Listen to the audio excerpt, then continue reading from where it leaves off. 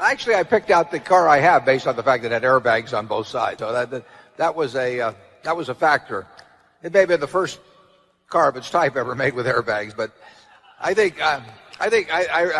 my car actually, it's both heavy and has airbags, and those are two primary factors in safety. I don't think I don't think a safer car is necessarily being made. It might be safer to drive around in a big heavy-duty truck or something, but I'm not ready for that.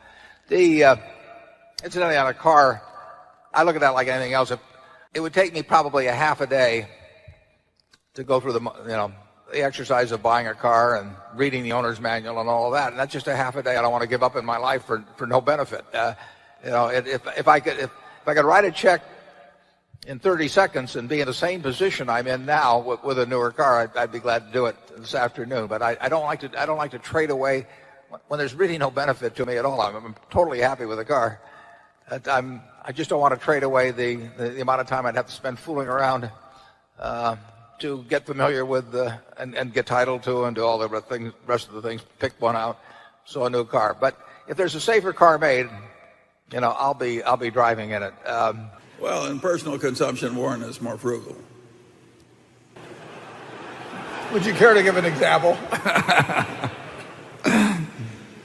Warren lives in the same house he bought for a very modest price, in 1950 something? I bought it in 1958, and you moved into yours about 1960, didn't you? Yeah, and I paid more. But he designed his own. He designed his own house. He did not pay an architect, right? I did. I paid an architect $1,900. Oh. It was as much as 30% of the normal price. Yeah. Notice how he remembers the details. No, I have everything in life I want. It's a very simple thing. If there's anything that money could buy, there are things money can't buy. But if there's anything money could buy that I wanted, I'd do it this afternoon.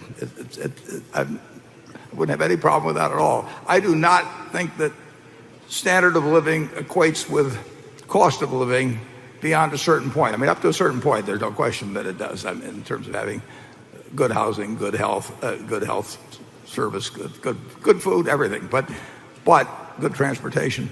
But there's a point, I think, if anything, you start getting inverse correlation. My life would not be happier. In fact, it'd be worse if I had 6 or 8 houses or, a whole bunch of different things I could have. It just doesn't correlate. And so having everything I have, I mean, you can't have more than that. And that doesn't really make any. It makes a difference up to a point. I mean,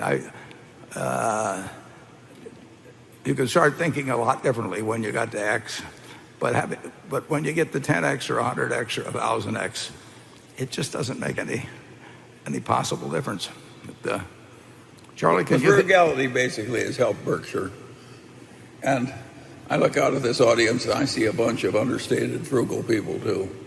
We collect you people. But forget about it this weekend. The more you buy, the more you save at these prices, folks.